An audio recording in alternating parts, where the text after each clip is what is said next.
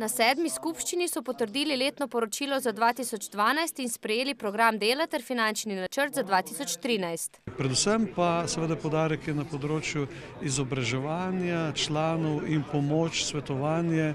Seveda ne bomo pa bežali od teh infrastrukturnih problemov, s katerimi se bomo ubadali tudi v letošnjem letu in v bodoče.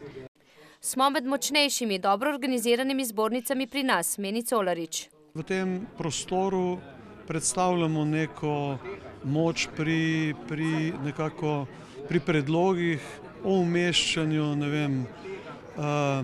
daljnovoda v prostor, tudi tretje razvojne osi. Zelo veliko je zbornica naredila na področju človeških virov, na področju inovacij in še marsičesa, tako da mislim, da zbornica je v tem času opravila svojo nalogo in glede na plane, ki so bili danes predstavljeni, računamo tako tudi naprej. V vseh teh letih od ustanovitve leta 2007 zbornica naredila velik korak v smislu povezovanja, v smislu gospodarskih subjektov, v smislu iskanja odgovorov na potrebe gospodarstva.